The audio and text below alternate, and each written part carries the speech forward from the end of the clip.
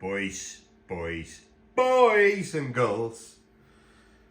Okay, I've got the new Class 35, a decoder fitted. No lights, everything is attached with press stick and so forth. It was basically just a chassis job and a paint job this far. So cab interior still needs to be done, windows still needs to be done, lights, all the little detail grids at the back and wara.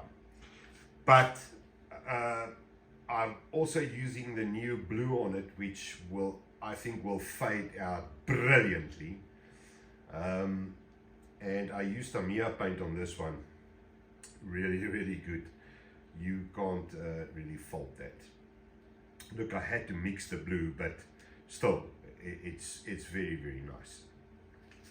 Okay, with the previous one, that Gulf Red one, I told you guys that I loaded a new file and exactly the same files in here, but I ported the diesel tank underneath for a little bit more bass I was hoping for, and also didn't do a box inside. I just closed off the top inside on the chassis itself, and I sealed everything below the chassis. So the whole diesel tank with it's got the speaker in is completely sealed with rubber. You know, there's little strips that you get, and I tighten it properly.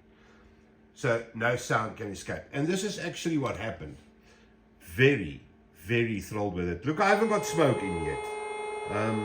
That also needs to be done. I've cut the box for it, but we will do that in the week. I promise the guy will deliver in a week.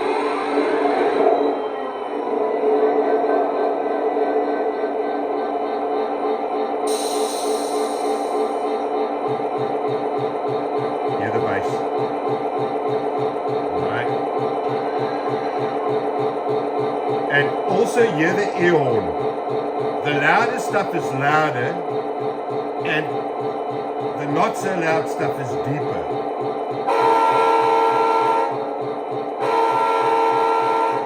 And zero distortion, which is really nice. Well, look, you understand the story, it runs.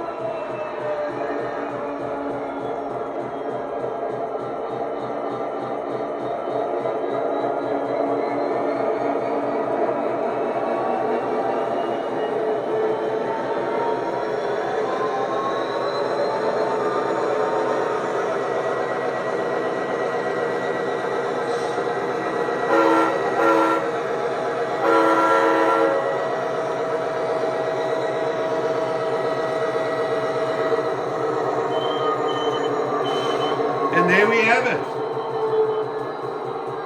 So, yes. Now, I switch off. I want to show you something else quickly. In South Africa,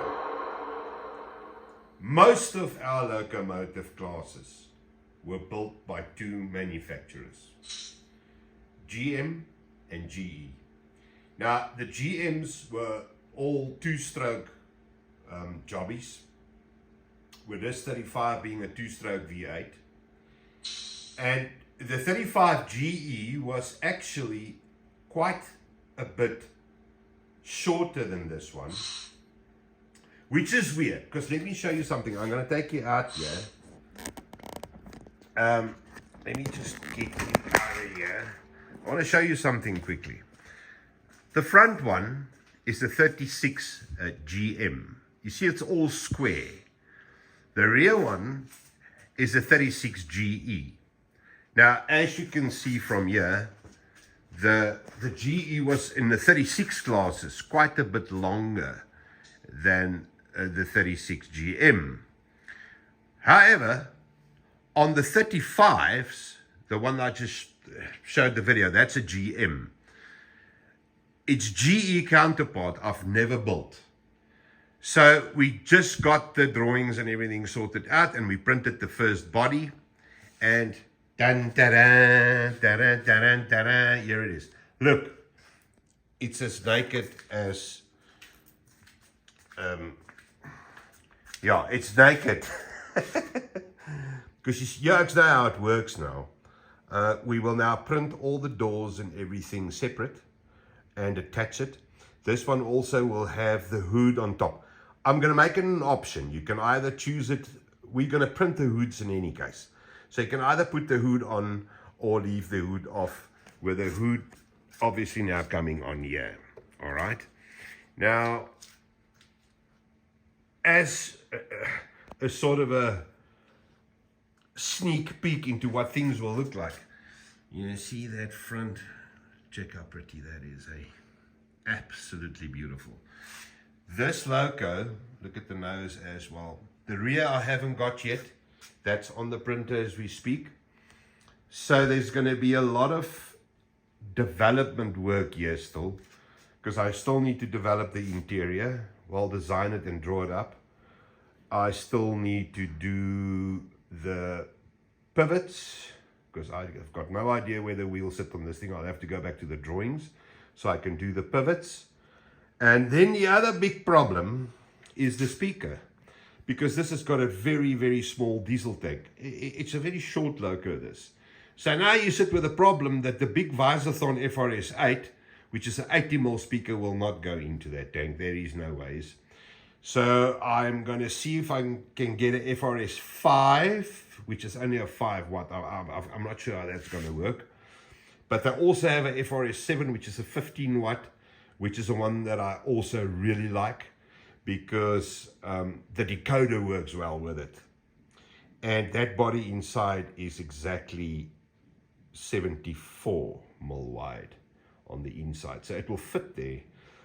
Obviously now we haven't cut the hole in the chassis for the speaker, but I'll mark it out as soon as I have the pivots and everything right. And then the next chassis, this one's coming to Daddy in any case. I was going to build it for a customer. The first one sold, but I can't, you know, there's too much development. I've done it before, sent a loco to a guy, and he was angry with me because there were some, you know, hack marks on the diesel tanks and stuff, as, you know, yeah.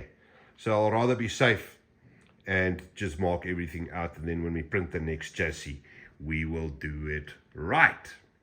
There's the interior here for the GM. And that's basically my story, guys.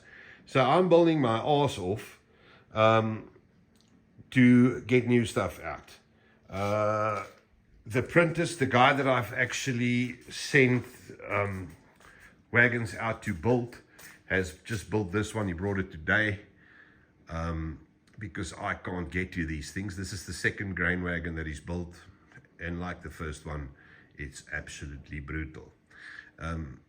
He's also in the same frame of mind as myself, where we tend to develop the things all the time. Like, see, he put the air pipe, you know, all the way through the chassis like that now, and, you know, check how nicely the bracket there is. You know, there's a lot of stuff. He works very, very neatly. So yeah, there's these steps and painting and weathering on a box, and it can go. So that's basically it, dudes and dudettes. Lots of stuff happening. I will show you as soon as the blue 35 GM is up and running and everything. We'll run it on the layout. Okay, guys, Engels, I'm gonna go. Tot ziens, julle.